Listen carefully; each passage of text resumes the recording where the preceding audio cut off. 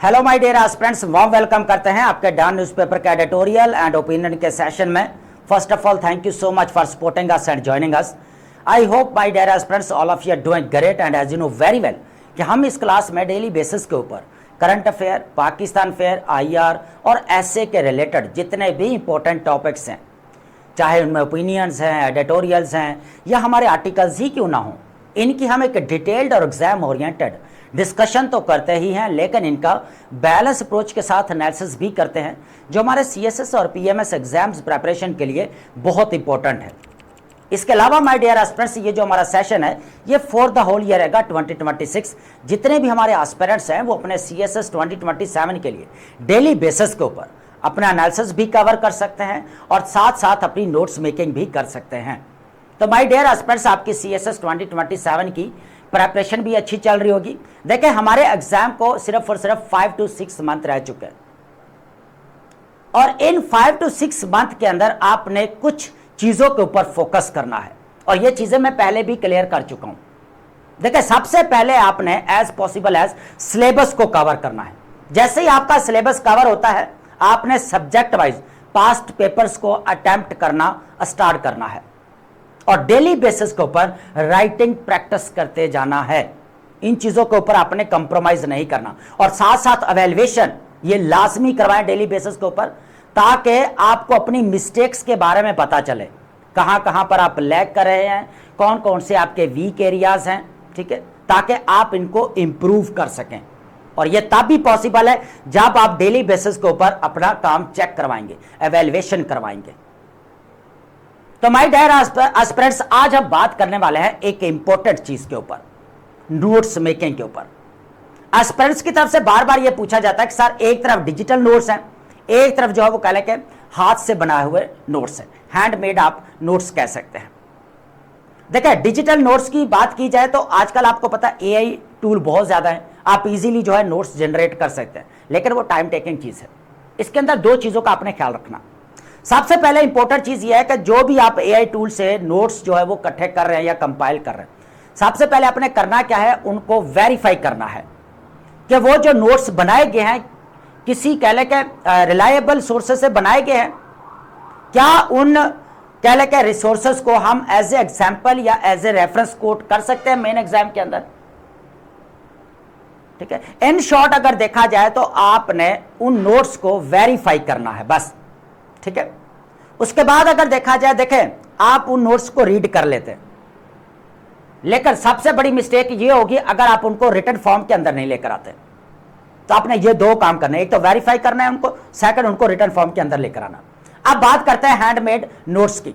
देखें, जो भी एस्पिरेंट्स अपने हाथों से नोट्स मेकिंग कर रहे हैं ना, उनको सबसे ज्यादा फायदा होने वाला है, क्योंकि उनकी एक तो डेली बेसिस के ऊपर राइटिंग प्रैक्टिस हो रही है, दूसरी जो चीज है इंपॉर्टेंट जो मेन एग्जाम के लिए हमारे, उनको मेन हेडर्स भी बनाने आ रहे हैं, वो सब हेडिंग्स भी बना सकते हैं और ये तब भी पॉसिबल है जब वो डेली बेसिस के ऊपर अपनी नोट्स मेकिंग करते हैं, नोट्स बनाते हैं, ठीक है। अब यहां पर बात आती है कि सर, हम डिटेल्ड नोट्स मेकिंग कर सकते हैं क्योंकि हमारे एग्जाम को 5 to 6 मंथ रह चुके हैं, हमने सिलेबस को भी कवर करना है, ठीक है, चीजों को रिवाइज भी करना है, रिटन फॉर्म के अंदर भी लेकर आना है, राइटिंग प्रैक्टिस भी करनी है और पास्ट पेपर्स को भी अटेम्प्ट करना है।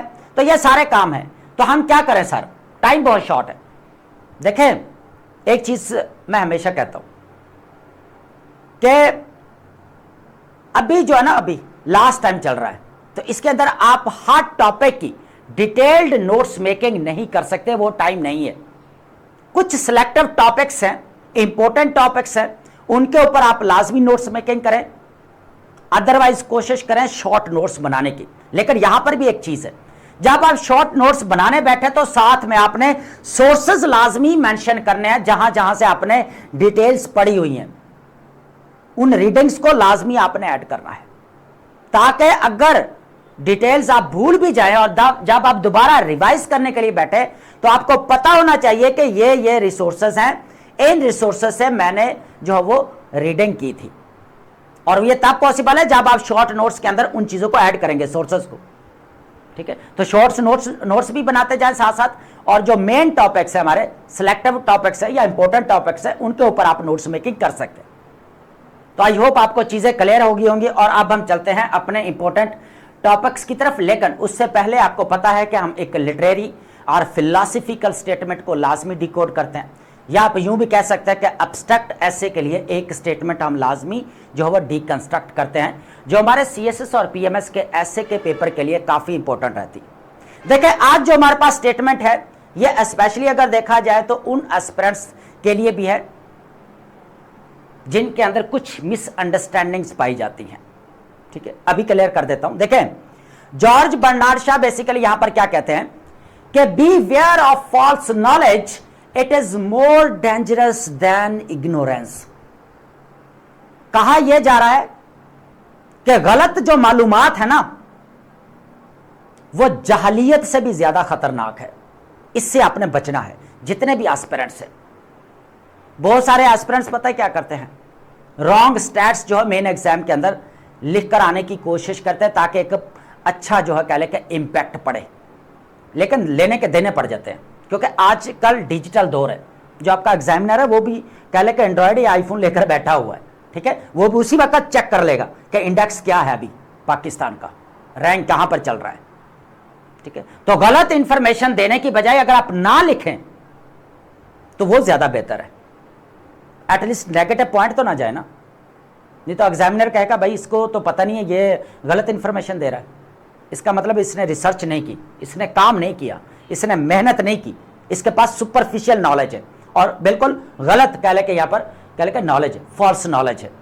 तो कोशिश करें मेन एग्जाम के अंदर जो फैक्ट्स एंड फिगर्स हैं, स्टैट्स हैं, ठीक है, अगर आप पॉलिसी मेजर्स दे रहे हैं तो विद लॉजिक के साथ, विद कह लेके आप कह लेके जो डेवलपमेंट जो मॉडल्स हैं, ठीक है, जैसे स्कैंडिनेवियन कंट्रीज के हम यहां पर एग्जांपल देते हैं, है ना, तो इस तरह आपके पास एग्जांपल्स या मॉडल्स होने चाहिए। तो कोशिश करनी क्या है, आपने आपके पास फैक्ट बेस्ड नॉलेज होना चाहिए, ठीक है, ट्रू नॉलेज होना चाहिए। ऐसा नहीं है कि आप फॉल्स नॉलेज लेकर बैठे और वही मेन एग्जाम के अंदर लिख कर आ जाए, उसकी वजह से मार्क्स कम आएंगे। ठीक है, कोशिश करनी आपने कि गलत नॉलेज की बजाय जो है वो जाहिल रहना ज्यादा बेटर है। ठीक है, तो ये चीज बेसिकली यहां पर कही जा रही है। आई होप आपने चीजों को अंडरस्टैंड किया होगा। देखिए अब हम डिस्कस करते हैं हमारे मेन टॉपिक्स जो current affair, Pakistan affair, IR और ऐसे के पेपर के लिए काफी इंपॉर्टेंट हैं। देखिए आज हमारे पास 4 टॉपिक्स हैं, एक हमारे पास ओपिनियन है, 3 हमारे पास आर्टिकल्स रहने वाले हैं, जो आपका फ्रंट पेज का जो बैक पेज होता है, ठीक है, बैक पेज से भी एक आर्टिकल है, नेशनल पेज से भी एक आर्टिकल है, और अगर देखा जाए तो बिजनेस पेज से भी एक आर्टिकल है। तो हमारे पास 3 आर्टिकल है आज। अब यहां पर बहुत सारे एस्पिरेंट्स बोलेंगे सर आपने बलूचिस्तान ट्रेजेडी वाला टॉपिक क्यों नहीं ऐड किया, जो ओपिनियन आई हुई है। देखिए जो डेली बेसिस के ऊपर लेक्चर ले रहे हैं उनको पता है कि बलूचिस्तान ट्रेजेडी को लेकर हमने इन डेप्थ अपनी कह लेके डिटेल डिस्कशन भी की हुई है, एनालिसिस भी किया हुआ है, डिबेट भी की हुई है। हालांकि उसके ऊपर मेरा सेपरेट लेक्चर भी अवेलेबल है प्लेटफॉर्म के ऊपर, वो भी आपको मिल जाएगा। वही चीजें बार बार आएंगी, वही मिलिटेंट्स ग्रुप्स, वही नेम टीटीपी, आईएसके, उसके बाद बीएलए, यही नाम आएंगे, सेपरेटिस्ट मूवमेंट्स हैं। ठीक है, उसके बाद बार बार पाकिस्तान की तरफ से कह लेके सिक्योरिटी फोर्सेस की तरफ से ऑपरेशन स्टार्ट किए गए, तो वही चीजें बार बार रिपीट होंगी। ठीक है, अब इसका पॉलिसी मेजर्स क्या है, ये सारी चीजें हम डिस्कस कर चुके हैं, इसलिए हमने जो बलूचिस्तान ट्रेजेडी वाला टॉपिक है ओपिनियन, इसलिए हमने ऐड नहीं किया। अब दूसरे एडिटोरियल या ओपिनियन है हमारे ज्यादा एग्जाम रिलेटेड नहीं है, इसलिए हमने ऐड नहीं किया। हालांकि मैं पहले भी कहता हूं कि सिविल सर्विस एग्जाम की जब आप प्रिपरेशन कर रहे होते हैं, जो भी आप मटेरियल पढ़ रहे हैं या रीड कर रहे हैं या कह लें कि सॉरी राइट भी कर रहे हैं साथ साथ, तो आपका वेस्ट नहीं जाता। जो भी आप लिखते हैं पढ़ते हैं वो आपका वेस्ट नहीं जाता। ठीक है, लेकिन वो हमारे एग्जाम के ज्यादा रिलेटेड नहीं था, करीब क्लोज नहीं था, तो इसीलिए जो है हमने उनको ऐड नहीं किया। तो ये हमारे पास 4 टॉपिक्स है। तो सबसे पहले जो हमारे पास टॉपिक रहने वाला है ये काफी इंपॉर्टेंट है, इन्वेस्टमेंट को लेकर है। आपको पता है कि एफडीआई जो है वो नहीं आ रही पाकिस्तान के अंदर।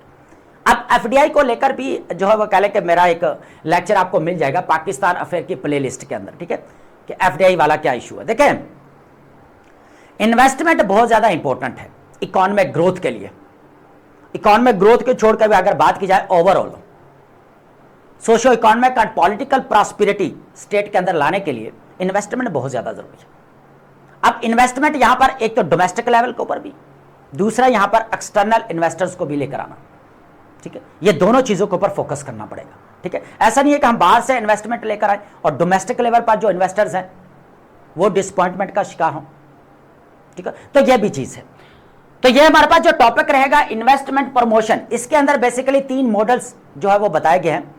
एक आपका सिंगापुर का, आयरलैंड का और उसके बाद कोस्टारिका का, कि भाई इनके जो इन्वेस्टमेंट बोर्ड है वो सक्सेसफुली जो है अपने ऑब्जेक्टिव्स को गेन कर रहे हैं, लेकिन हम नहीं कर पा रहे। हमारे पास बोर्ड ऑफ कह लें कि यहां पर इन्वेस्टमेंट भी है, बोर्ड ऑफ सिफक भी है, लेकिन हम जो है अपने ऑब्जेक्टिव्स को हासिल नहीं कर पा रहे। इसके अंदर बेसिकली हर्डल्स क्या हैं, इसके ऊपर भी बात करेंगे, पॉलिसी मेजर्स क्या हैं, सारी चीजें हम ऐड करेंगे, रेमेडीज वगैरह, सजेशन वगैरह, सारी चीजें हैं इसके अंदर, ठीक है। लेकिन इसके अंदर जो है कह लें कि कुछ इंपॉर्टेंट चीजें भी हैं। ये बेसिकली बियॉन्ड एडमिनिस्ट्रेटिव मर्जर है, इससे हटकर देखें 3 चीजें, एक आपका स्ट्रक्चर, सेकंड आपकी पॉलिसीज, थर्ड नंबर पर आपके पास है पॉलिटिक्स, पॉलिटिकल विल आप कह सकते हैं। इन 3 चीजों का होना बहुत ज्यादा जरूरी है अगर इन्वेस्टमेंट हम लेकर आना चाहते हैं। अब यहां पे यह भी एक चीज मैटर करती है कि हम किन किन फील्ड्स के अंदर जो है वो कह लेके इन्वेस्टमेंट जो है वो करनी चाहिए, और इन्वेस्टर्स को जो है यहां पर कह लेके इन्विटेशन भी देनी चाहिए, दावत देनी चाहिए भी आए और आप इन्वेस्ट करें। जैसे अंकरा के अंदर बिजनेस कॉन्फ्रेंस हुई थी, वहां पर प्राइम मिनिस्टर पाकिस्तान की तरफ से जो है कहने के एड्रेस भी दिया गया था, खिताब भी दिया गया था, ठीक है।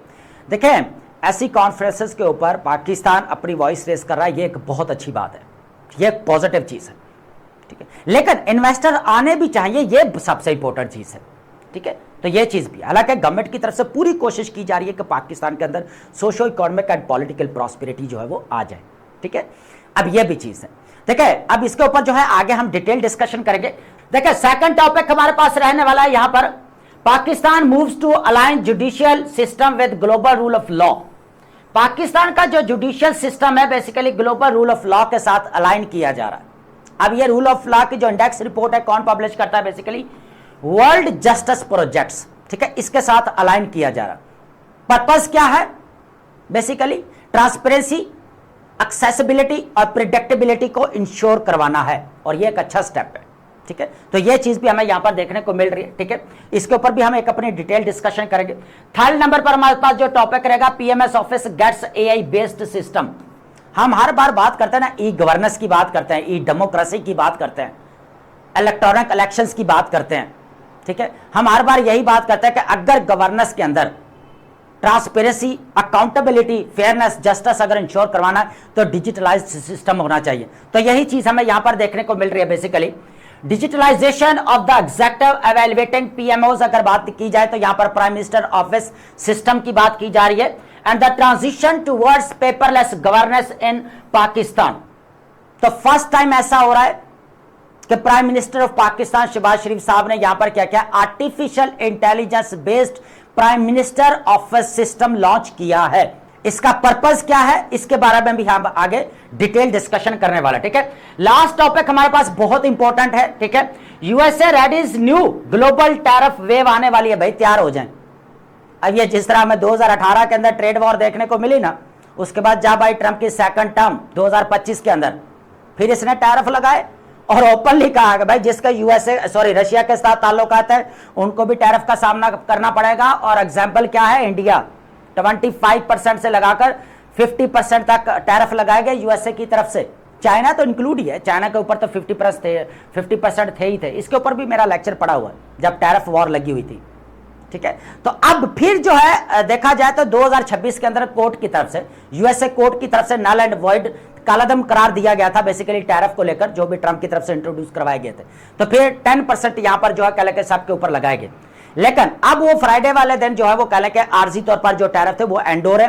अब 60 कंट्रीज को फिर टैरिफ का सामना करना पड़ेगा और 10 to बेसिकली 12.5% जो टैरिफ बढ़ाए जाने की बात की जा रही है, ठीक है। तो ये भी इंपॉर्टेंट चीज है। The weaponization of the trade policy, deconstructing the USA forced labour tariff regime, ठीक है। उसके बाद हमारे पास लास्ट जो रहेगी वोकैब, और वोकैब आपको पता है कि लेक्चर के एंड पर हम लास्ट में डिस्कस करते हैं, और 10 वर्ड्स को हमने फिक्स किया हुआ है जो डॉन न्यूज़पेपर से हम पिक करते हैं डेली बेसिस के ऊपर। विद आपके 2 synonyms एंड 2 antonyms। तो ओवरऑल अगर देखा जाए तो 50 वर्ड्स बनते हैं, आप इनको नोट कर सकते हैं, जो हमारे synonyms और antonyms के लिए भी इंपॉर्टेंट है, और हम राइट टाइम प्रैक्टिस के अंदर जो है वो कह लेके वेरिएशन भी वोकैब की लेकर आ सकते हैं। ठीक है, तो सबसे पहले जो हमारे पास टॉपिक रहेगा यहां पर इन्वेस्टमेंट प्रमोशन की बात की जा रही है, इसको अंडरस्टैंड करते हैं। ठीक है, देखिए dear aspirants, beyond administrative mergers deconstructing the structural limits of the board of investment and special investment facilitation council consolidation. ठीक है, पॉलिसी सीक्वेंस जो तरतीब रही है और स्ट्रक्चरल रियलिटीज क्या है, इनके ऊपर डिस्कशन करेंगे। ठीक है, देखिए फ्लॉड पॉलिसी सीक्वेंस की अगर बात की जाए, अब सिफक है, चाहे हमारे पास कह लें कि बोर्ड ऑफ इन्वेस्टमेंट है, मसला यहां पर एक ही आता है कि पॉलिसीज भी बनाई जाती हैं, सारी चीजें हो रही होती हैं, मसला एक ही आता है कि इंप्लीमेंटेशन गैप, कि पॉलिसीज को जो है कह लें कि इंप्लीमेंट नहीं किया जाता, या फिर आप यूं समझ लें कि जो रिपोर्ट पब्लिश करनी चाहिए वो नहीं होती। तो इस तरह की जो है चीजें यहां पर इसके अंदर इंक्लूड है। ठीक है, पाकिस्तान टिपिकली क्रिएट्स इंस्टीट्यूशंस। ठीक है, तो यहां पर ये सिफक वगैरह है, वो OI जो आपके पास बोर्ड ऑफ इन्वेस्टमेंट है, सिफक है, उसके बाद आपका स्पेशल इकोनॉमिक जोन भी है। ठीक है, before reforming it's economic landscape successful transition economies. अब यहां पर उज्बेकिस्तान की बात की गई। अब यहां पर हम पहले जो है 4 मॉडल्स की जो बात की गई, इनके ऊपर थोड़ी सी जो है वो कल के नजरसानी कर ले, देन जो है हम आगे डिस्कशन करते हैं। ठीक है, देखिए डियर एस्पिरेंट्स, सबसे पहले हम बात करते हैं सिंगापुर की। अब सिंगापुर के अंदर इकोनॉमिक डेवलपमेंट बोर्ड है, अब इन्वेस्टमेंट बोर्ड की बात करें, अब वो सक्सेसफुली जो है काम कर रहा है। अब वजह क्या है, क्योंकि अगर उनका स्ट्रक्चर देखा जाए तो वेल डिजाइन है, दूसरा अगर देखा जाए जो भी पॉलिसीज बनाई जा रही है उनकी इंप्लीमेंटेशन भी हो पा रही है, थर्ड नंबर पर अगर देखी जाए जो चीज है वो पॉलिटिकल विल है, तो पॉलिटिकल विल भी नजर आती है, जिसकी वजह से जो है इकोनॉमिक डेवलपमेंट जो बोर्ड है या इन्वेस्टमेंट ऑफ बोर्ड है वो कामयाबी से काम कर रहा है सिंगापुर के अंदर। और यही चीज हमें देखने को मिल रही है बेसिकली आयरलैंड के अंदर भी। ठीक है, अब आयरलैंड के अंदर भी बेसिकली क्या है, यहां पर आयरलैंड डेवलपमेंट बोर्ड है, इन्वेस्टमेंट बोर्ड की बात की जा रही, वो भी इसी तरह जो काम कर रहा है, क्योंकि उसकी पॉलिसीज भी कॉम्प्रिहेंसिव है, उसका स्ट्रक्चर भी अच्छा है, पॉलिटिकल विल है। इस तरह कोस्टा रिको की अगर बात की जाए तो वो भी एक एग्जांपल हमारे पास है। अब बात करते थे उज्बेकिस्तान। देखिए उज्बेकिस्तान के अंदर भी है, तो उज्बेकिस्तान के पीछे क्या है, बेसिकली सबसे बड़ी रीजन पॉलिटिकल विल है, कि जो भी यहां पर पॉलिसीज बनाई जा रही है, ठीक है, इनकंसिस्टेंसीज जो पॉलिसी के अंदर होनी चाहिए वो नहीं है। ठीक है, ट्रांसपेरेंट जो है पॉलिसीज हैं जिनकी वजह से उज्बेकिस्तान तरक्की कर रहा है, वहां पर कह लेकर सोशो इकोनॉमिक और पॉलिटिकल डेवलपमेंट हमें देखने को मिलती, इन्वेस्टमेंट भी है। ठीक है, तो ये चीज है। तो अगर इन केस ऑफ पाकिस्तान देखा जाए तो ये थोड़ी सी चीजें कंप्रोमाइज हो जाती हैं, इन चीजों के ऊपर काम करने की जरूरत है, ताकि हम भी जो है इकोनॉमिक प्रॉस्पेरिटी को लेकर आ सके, किसके जरिए, FDI के जरिए, इन्वेस्टमेंट के जरिए। ठीक है, अब इन्वेस्टमेंट कहां कहां पर होनी चाहिए इसके ऊपर भी हम डिस्कशन करेंगे। ठीक है, इंस्टीट्यूशनल लिमिट्स की अगर बात की जाए, वही चीज है जो मैं बार बार बोल रहा हूं। देखें अब यहां पर सिंगल विंडो एजेंसी की बात की जा रही है, कि ऐसा ही एक ही प्लेटफॉर्म है जिसके ऊपर सारी चीजें हमें देखने को मिल रही है, इजाजतनामे भी दिए जा रहे हैं। ठीक है, तो ये सारी चीजें मतलब आप कह लें कि किसी और महकमे की तरफ जाने की जरूरत नहीं है, सिर्फ एक ही प्लेटफॉर्म के ऊपर आना पड़ेगा। ठीक है, अब एक तो ये मॉडल है, दूसरा अगर देखा जाए पैक्स लेवल कोऑर्डिनेशन की बात की जाए, जितने भी मिनिस्ट्रीज है या सेक्रेटरी, जितने भी ऑफिस है, सेक्टरल जितने भी ऑफिस है, उनके दरमियान में जो हमें कोऑर्डिनेशन देखने को मिलती है उसके बारे में। लेकिन अभी देखा जाए तो ये दोनों जो है वो कह लें कि ये कहा जा रहा है कि जो पाकिस्तान के अंदर अभी जो कह लें कि टैक्स सिस्टम हमें देखने को मिल रहा है, इसके अंदर फ्लॉ देखने को मिल रहा है। अब टैक्स सिस्टम के अंदर सबसे पहले हम बात करते थे रिफॉर्म्स की, स्ट्रक्चरल रिफॉर्म होना चाहिए, पॉलिसी रिफॉर्म होना चाहिए, एडमिनिस्ट्रेटिव रिफॉर्म्स होने चाहिए। ठीक है, उसके बाद अगर देखा जाए एनर्जी टैरिफ, तो वर्ल्ड बैंक की तरफ से यह कहा गया था 2025 के अंदर, इसके ऊपर मैंने डिस्कशन की थी कि भाई उसने कहा कि भाई 10 एग्रीमेंट्स आपके ऐसे हैं जिनके ऊपर आपको दोबारा काम करने की जरूरत है, तो टैरिफ को भी जो है यहां पर देखना पड़ेगा, ये भी चीज है। उसके बाद यहां पर फॉरेन एक्सचेंज रिस्ट्रिक्शंस इनको भी देखना पड़ेगा, रेगुलेटरी है, रेगुलेशंस की बात की जाए, रेगुलेटरी जो रुकावटें हैं, रेगुलेशंस की बात की जा रही है, तो ये भी है। तो अब ये 4 चीजें हैं जिनको बेसिकली यहां पर कह लेके सॉल्व नहीं किया गया। ठीक है, तो ये भी एक बड़ी रीजन है हमारे पास कि इसकी वजह से भी जो है वो इन्वेस्टमेंट जो है वो प्रमोट नहीं हो सकी। ठीक है, strategic shift and investment quality की अगर बात की जाए, अब ये पॉइंट आ गया हमारे पास कि किस तरह जो है हम आगे प्रमोट कर सकते हैं। सबसे पहले अगर देखा जाए फोकस ऑन कमर्शियल फंडामेंटल्स। ठीक है, सबसे पहले फॉरेन डायरेक्ट इन्वेस्टमेंट है, डिपेंड्स ऑन कमर्शियल रिटर्न्स। ठीक है, उसके बाद कॉन्ट्रैक्ट इन्फोर्समेंट है, इंस्टीट्यूशनल स्टेबिलिटी होना बहुत ज्यादा जरूरी है। रादर देन एडमिनिस्ट्रेटिव मैकेनिक्स और हेडलाइन एमओडी। अब बात की जा रही है बेसिकली एमओवा की बात की जा रही है, मेमोरेंडम ऑफ अंडरस्टैंडिंग की। क्या अब ये हेडलाइंस में हमें सारी चीजें देखने को मिल रही है, लेकिन प्रैक्टिकली अगर देखा जाए तो इनका कोई खातरख्वाह जो कह लेके फायदा होना चाहिए वो चीज नजर नहीं आ रही। ठीक है, तो इसको कह लेके प्रैक्टिकल में भी लेकर आना जरूरी है। ठीक है, उसके बाद सिलेक्टिव एक्सपोर्ट लीड एफडीआई होनी चाहिए। अब एफडीआई जो आनी चाहिए बेसिकली उसका पर्पज, यह बहुत इंपॉर्टेंट पॉइंट है कि फॉरेन डायरेक्ट इन्वेस्टमेंट जो है या फॉरेन इन्वेस्टर्स को लेकर आना चाहिए, जिसकी वजह से पाकिस्तान की एक्सपोर्ट बढ़े, एक्सपोर्ट ओरिएंटेड ग्रोथ हो। और यही बात यहां पर मलिया लोधी साहिबा भी करती हुई नजर आएंगी, यही बात इशरत हुसैन साहब भी करते हुए नजर आते हैं कि भाई एक्सपोर्ट ओरिएंटेड जो है आपकी ग्रोथ होनी चाहिए। ठीक है, उसके बाद अगर देख promotion efforts must be prioritize export oriented sectors है, आईटी है, उसके बाद आपका फार्मास्यूटिकल्स हैं जितने भी है, मिनरल प्रोसेसिंग है, इंजीनियरिंग है, फूड प्रोसेसिंग है। ठीक है, उसके बाद इंजीनियरिंग प्रोडक्ट्स वगैरह जितने भी है, तो इनके अंदर इन्वेस्टमेंट होनी चाहिए, क्योंकि ये वही चीजें हैं जो हमें कह लें कि एक्सपोर्ट ओरिएंटेड ग्रोथ की तरफ लेकर जा सकती हैं, एक्सपोर्ट बढ़ाई जा सकती हैं।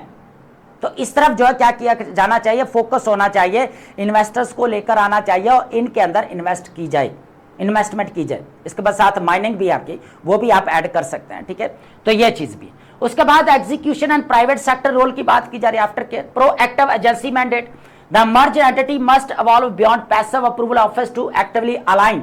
एक तो यहां पर जो भी एजेंसी है जो भी काम कर रही है, सबसे पहले तो ग्लोबल सप्लाई चेन्स का तज्जिया एनालिसिस करना बहुत ज्यादा जरूरी है, डेली बेसिस के ऊपर रिपोर्ट देना बहुत ज्यादा जरूरी है कि फ्लैक्चुएशन मार्केट्स के अंदर क्या चल रही है, भाई ये चीजों के बारे में पता होना जरूरी है।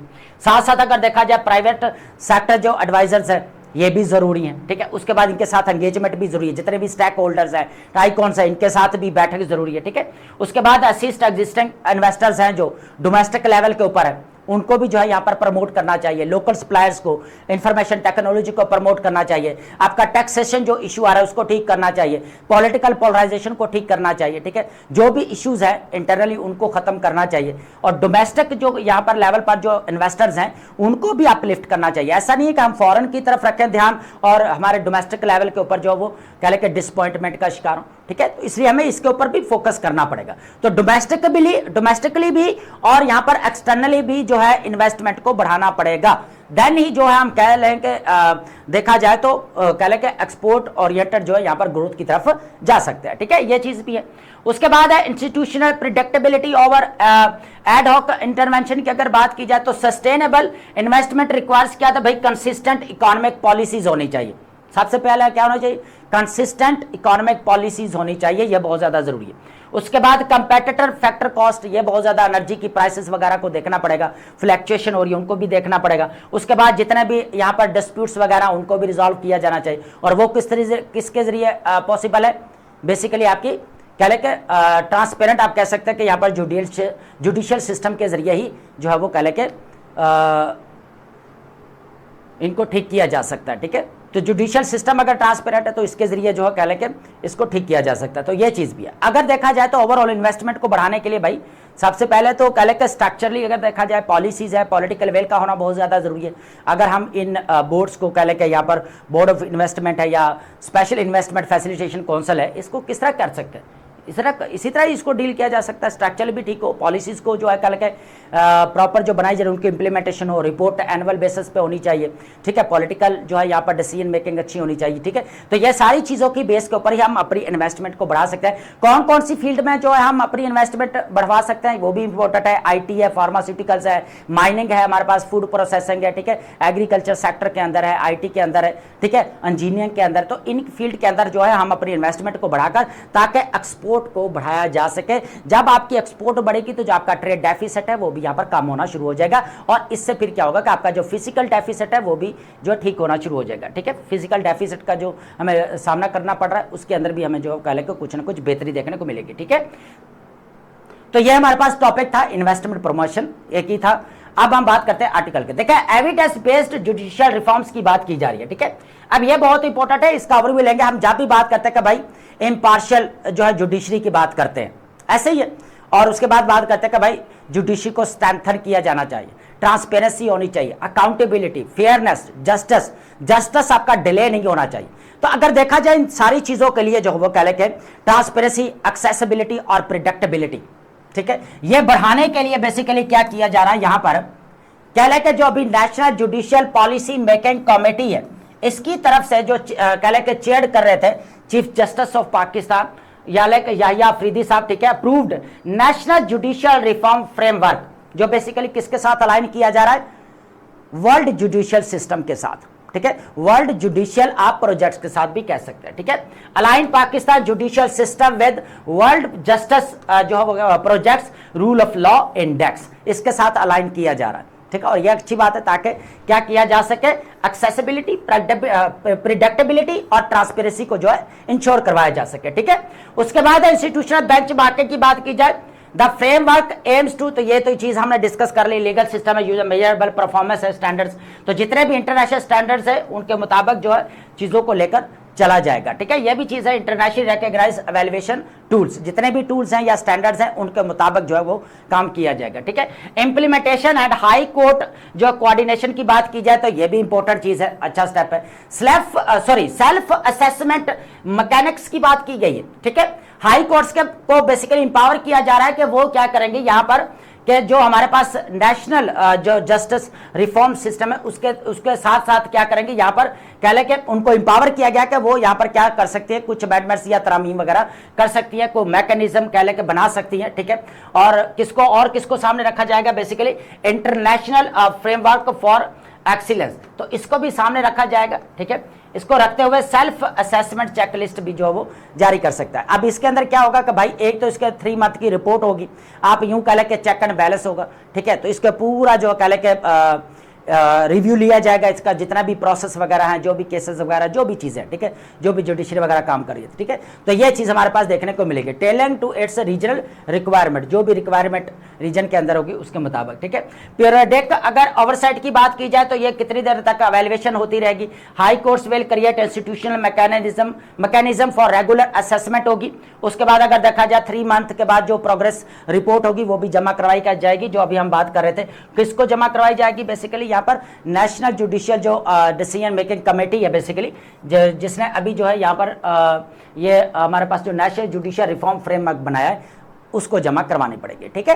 तो ये चीज है। उसके बाद है टेक्नोलॉजिकल इंटीग्रेशन की बात की गई है कि भाई कैपेसिटी बिल्डिंग है, तो डेडिकेटेड डिजिटल प्लेटफॉर्म्स की बात की गई है। यहाँ पर जो पाकिस्तान के नेशनल IT बोर्ड है तो उनको कहा गया tech platform will be developed to generate progress tracking, coordinate capacity building के लिए काम करेगा, एवेल्युएटिंग एनुअल परफॉर्मेंस, तो और उसके बाद एवेल्युएट करेगा जो भी एनुअल परफॉर्मेंस होगी उसकी भी, ठीक है। तो अब ये जुडिशियल सिस्टम को टोटली अगर देखा जाए तो किसके साथ अलाइन किया जा रहा है, वर्ल्ड प्रोजेक्ट जो है वो कह लेके वर्ल्ड जस्टिस प्रोजेक्ट के साथ इसको जो क्या किया जा रहा है, अलाइन किया जा रहा है, ठीक है। और उसका वजह क्या है, क्या करने के लिए, बेसिकली ट्रांसपेरेंसी, एक्सेसिबिलिटी और उसके बाद आपके प्रेडिक्टेबिलिटी को इनहेंस करने के लिए, ठीक है। तो ये एक अच्छा स्टेप है, तो ये भी चीज है।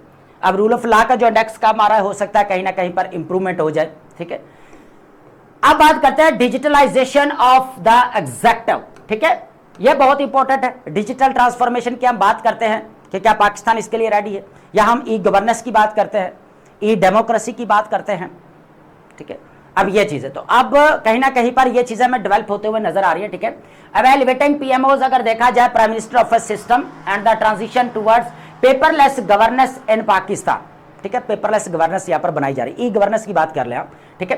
तो सबसे पहले अगर देखा जाए launch and core functionality of PMOs की बात की जा रही है भाई, end to end tracking. Prime minister ने यहां पर क्या किया, शहबाज शरीफ साहब ने एक अच्छा यहां पर कह लें सिस्टम लॉन्च किया कि भाई artificial intelligence based prime minister office system to digitize, record, communicate, monitor and track, ये 5 चीजें इसके अंदर इंक्लूड है, ठीक है। ऑल प्रीमियर डायरेक्टर्स जितने भी इनकी हदायत वगैरह है वो लेकर उनसे लेकर बेसिकली इशू से लेकर जो है कह लेके पोस्ट कंप्लीशन तक जो है ये डिजिटाइज करेंगे, रिकॉर्ड, कम्युनिकेट वगैरह, मॉनिटर वगैरह ट्रैक करेंगे, ठीक है। तो ये सारी चीजें इसके अंदर इंक्लूड है। शिफ्ट टू पेपरलेस गवर्नेंस, तो यहाँ पर प्राइम मिनिस्टर साहब की तरफ से ये कहा गया कि भाई पेपरलेस जो गवर्नेंस की तरफ शिफ्ट कर रहा है, आप कोई भी हाथ में पकड़कर फाइल ना घूमे, वह पूरा डिजिटल सिस्टम के जरिए इसको डील किया जाए, ठीक है।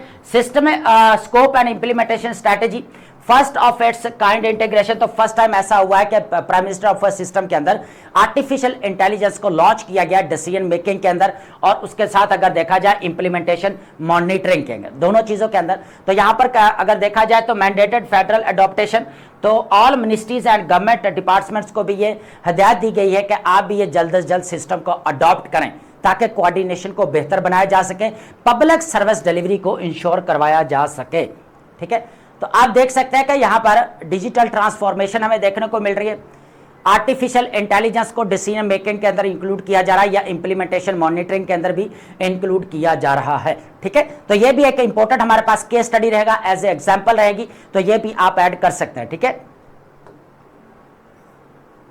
अब हमारे पास है जो लास्ट टॉपिक है basically the weaponization of trade policy. ठीक है, बात की जा रही है यूएसए। देखिए 2025 वाला जो सीन था वो भी मैं पहले बता चुका हूं ओवरव्यू में। ठीक है, उसके बाद 2018 वाला ट्रेड वॉर वो भी डिस्कस कर चुके हैं। अभी क्या हुआ कि 2026 के अंदर फरवरी के अंदर, ठीक है, जो यूएसए की कोर्ट है उसने कहा कि भाई ये कालादम करार दे दिया। जितने भी कह लें ट्रंप की तरफ से बार बार यही कहा जा रहा था कि भाई जो ईरान के साथ अपने रिलेशन बिल्ड करेगा उसको भी टैरिफ का सामना करना पड़ेगा, जो रशिया के साथ रिलेशन बिल्ड करेगा उसको भी कहले के टैरिफ का सामना करना पड़ेगा। ठीक है, तो अब इस तरह की जो है वार्निंग देगी। उसके बाद अगर ग्रीनलैंड नहीं दिया गया यूएसए को, तो ये जितना भी यूरोपियन कंट्रीज हैं 8 to 10 कंट्रीज हैं जो ज्यादा आगे आ रहे थे, भाई उनको भी टैरिफ का सामना करना पड़ेगा, सीधी सी बात है। ठीक है, तो ये ओपनली इन्होंने कहा। तो यहां पर फिर क्या हुआ कि एज ए वेपनाइजेशन जो है देखने को मिले, अकॉर्डिंग टू जो है कल के अमेरिकन एक्सपर्ट्स, अमेरिकन एनालिस्ट के अकॉर्डिंग अगर देखा जाए तो इसको एज ए टूल यूज किया जाता रहा। ठीक है, और उसके अलावा भी अगर देखा जाए तो डोमेस्टिक इंडस्ट्री को अपलिफ्ट करने के लिए ट्रंप ने ये बेसिकली सारी चीजें की, क्योंकि अगर देखा जाए तो आपको पता है पब्लिक डेट यूएसए का बहुत ज्यादा है, तो कहीं ना कहीं पर तो जो कल के पुराई करनी है ना। उसके बाद अगर देखा जाए तो अभी क्या हो रहा है कि फ्राइडे वाले दिन बेसिकली जो 10% जो लगाए गए थे ड्यूटीज उनको काम किया जा रहा है। उस वक्त भी 60 कंट्रीज थे। अब यहां पर जो अगर देखा जाए जो अमेरिकन एक्ट 1930 है, ठीक है, अमेरिकन टैरिफ एक्ट की बात की जा रही है। ठीक है, 338 है सेक्शन की बात करेंगे यहां पर कि किस तरह प्रेशर बिल्ड किया जा रहा है कनाडा के ऊपर, क्या रीजन है इसके पीछे, इसको भी देखेंगे। देखिए सबसे पहले तो अगर देखा जाए तो जो टैरिफ है वो आपका फ्राइडे वाले दिन एंड हो रहा था। आगे जो बढ़ाए जाने की बात की जा रही है basically expiration impeding USA global force labour tariff. ठीक है, इसके ऊपर लगाया जा रहा है। एक्सपायरेशन एंड रिप्लेसमेंट है, ये बहुत इजी है। उसके बाद president Donald Trump temporary 10% global duties expiring. अब यूएसए ट्रेड रिप्रेजेंटेटिव जेमिसन जो ग्रीन ने कहा है कि यहाँ पर सिग्नल दिया है कि भाई हम एक ऐसा प्लान कर रहे हैं, या ट्रंप की तरफ से ऐसा जो है वो एक कह के टैरिफ को लेकर एक ऐसा प्रपोजल आ रहा है, तो इस तरह कहा जा रहा है। ठीक है, upcoming tariffs of 10% to 12.5% targeting 60 trade partners के साथ ये होगा। तो अगर देखा जाए टायर्ड ड्यूटी स्ट्रक्चर के 10% टैरिफ की जो बात की जा रही है वो partners taking initial anti forced जो लेबर स्टेप्स है, जैसे यूरोपीय यूनियन है, यूके है, कनाडा है, मैक्सिको, ताइवान, पाकिस्तान वगैरह, और ओवरऑल 40 जो मेजर इकोनॉमीज हैं China, India, Japan face 12.5% levy का सामना करना पड़ेगा। ठीक है, उसके बाद bilateral escalation and trade pressure की बात की जाए तो प्रेशर ऑन कनाडा की बात की जा रही है। अब आपको पता है कि बेसिकली यूएसए कनाडा का क्यों जो है इतना जो वो कह के खार खाता है, उसकी वजह क्या है?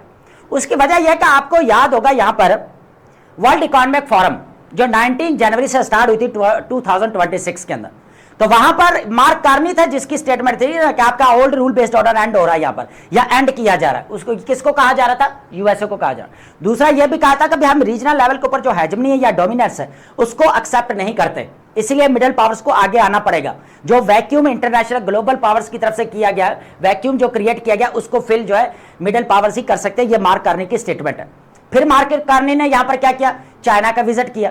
तो चाइना का विजिट करने के बाद से जो है यूएसए का समझ ले कि भाई क्या लेके इसको बुरा लगा कि भाई ये क्या कर रहा है, मेरा नेबर कंट्री होकर ये बात कर रहा है और उधर जो है विजिट कर रहा है। तो इसने क्या क्या कहा, अभी जो है इसके ऊपर और ज्यादा टैरिफ लगा दिया। और मार्क कार्नी की तरफ से कहा जा रहा है कि हम रिसेंटली हो सकता है फ्यूचर में जो है वो हो सकता है कि हमारे नेगोशिएशंस हो जाएं। ठीक है, तो ये भी कहा जा रहा है। तो 50% जो है यहाँ पर टैरिफ की बात की जा रही है जो इसके ऊपर लागू होंगे कनाडा के ऊपर। ठीक है, तो सेक्शन कौन सा 338 ऑफ द टैरिफ एक्ट जो है बात की जा रही है 1930 एक्ट। ठीक है, इसके according to gain leverage ongoing USA Mexico comprehensive agreement की बात की जाए, जो ट्रेड एग्रीमेंट है, तो अभी अगर देखा जाए तो जेमिसन ग्री की तरफ से कहा जा रहा है कि हो सकता है कि नेक्स्ट मंथ जो वो मैक्सिको वगैरह जाए। तो ऑलरेडी आपको पता है यूएस और मैक्सिको बॉर्डर का भी इशू है थोड़ा, ठीक है, तो ये चीज भी है। उसके बाद अब ब्राजील की बात की जाए तो ब्राजील के ऊपर भी यही कहा जा रहा है कि भाई 25% टैरिफ ऑन ब्राजील भी लगाए जा रहे हैं, ठीक है, तो ये भी चीज भी हमें देखने को मिलेगा। Exports over elect unfair trade practices takes effect despite backlash and exemptions for key commodities, ठीक है, बीफ, कॉफीज वगैरह इंसर्ट कर। देखिए अब हो क्या रहा है कि एक तो ब्राजील के ऊपर भी लगाया जा रहा है, कनाडा के ऊपर, और बाकी 60 कंट्रीज है 10 to 12.5% जो है वो सामना करने पड़ेगी, ठीक है, टैरिफ का सामना करना पड़ेगा। तो ये बेसिकली एक कह लें हमारे पास एक न्यू डेवलपमेंट थी, ये आप लाजमी ऐड करेंगे, ठीक है, टैरिफ के रिलेटेड, ठीक है। तो माय डियर एस्पिरेंट्स, अब हम चलते हैं अपनी इंपॉर्टेंट वोकैब की तरफ, और वोकैब आपको पता है कि हम लेक्चर के लास्ट में लाजमी डिस्कस करते हैं। ये बहुत इंपॉर्टेंट वर्ड्स होते हैं, इनको आप साथ साथ नोट करते जाएंगे, ठीक है। तो सबसे पहले हमारे पास वर्ड क्या रहेगा यहाँ पर, ट्रिमुलस, बहुत ईजी वर्ड है। ट्रिमुलस का मतलब होता है शेकिंग या ट्रेम्बलिंग, लड़खड़ाना या कपकपाना स्टार्ट कर देना। कब? Basically slightly because of fair की वजह से, वीकनेस की वजह से या इमोशन की वजह से, कवरिंग एंड साउंड, ठीक है। उसके बाद सिमिलर मीनिंग क्या बनेगा, ट्रेम्बलिंग को बोल सकते हैं आप, कवरिंग बोल सकते हैं, ऑपोजिट क्या बनेगा, स्टडी या आप फर्म इसको बोलेंगे। सेकंड वर्ड हमारे पास क्या रहेगा, रेटिसेंस, बहुत इजी वर्ड है। रेटिसेंस का मतलब होता है the quality of being reserve or unwilling to speak freely, तो बिल्कुल भी आजादी के साथ नहीं बोल सकता, ठीक है, अपने आप को खामोश कर लेता है, ठीक है, आप इस तरह कह सकते हैं, रिजर्व या रेस्ट्रेंट, ठीक है। ऑपोजिट क्या बनेगा, ओपननेस या टैक्टिवनेस, मींस बहुत ज्यादा बातें करना।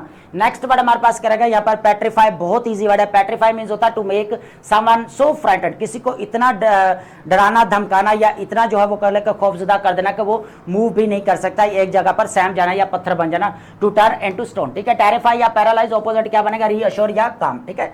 नेक्स्ट वर्ड हमारे पास क्या रहेगा यहाँ पर, जॉन्ट, बहुत इजी वर्ड है। जॉन्ट मींस होता है आ शॉर्ट एंजॉयबल जर्नी, आ ट्रिप को बोला जाता है, एक खुशगवार जो मुख्तसर सफर होता है उसको बोल सकते हैं। एक्सकर्जन या आउटिंग, ऑपोजिट क्या बनेगा, स्टे या कन्फाइनमेंट, ठीक है, अपने आप को रोक लेना या बंद कर लेना किसी कैद खाने में, ठीक है। कन्फाइनमेंट का होता है कि अपने आप को कैद कर लेना, ठीक है। तो रेप्रोबेट मींस क्या होता है, बेसिकली मॉरली अनप्रिंसिपल्ड और विक्ड पर्सन को बद करदार शख्स को आप बोल सकते हैं, ठीक है। स्कैंड्रियल या विलन, ऑपोजिट क्या बनेगा, सेंट या विर्चुअस पर्सन, ठीक है।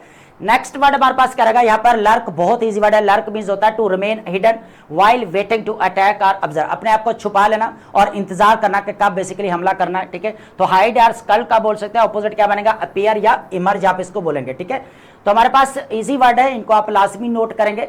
नेक्स्ट वर्ड हमारे पास जो आने वाला है यहाँ पर, पिनेकल। पिनेकल मींस बेसिकली क्या रहेगा, the highest point of success, ठीक है, कामयाबी का जो हाईएस्ट पॉइंट होता है उसको आप बोल सकते हैं यहाँ पर, अचीवमेंट्स को या डेवलपमेंट को। उसके बाद पीक पॉइंट आप बोल सकते हैं या समिट, ऑपोजिट क्या बनेगा, बटन और नडर, आप इसको बोल सकते हैं। पिनेकल हम बहुत ज्यादा यूज भी करते हैं अपने राइटिंग स्किल के अंदर, है ना। मेलिफिलस मींस क्या होता है, बेसिकली स्वीट या स्मूथ या प्लेजेंट टू हेयर, जो कानों को भाने वाला होता है, खुशगवार लगे, उसको बोला जाता है। मेलोडियस या हार्मोनियस बोल सकते हैं, ऑपोजिट क्या बनेगा, हार्श या ग्रेटिंग, आप इसको बोलेंगे, ठीक है।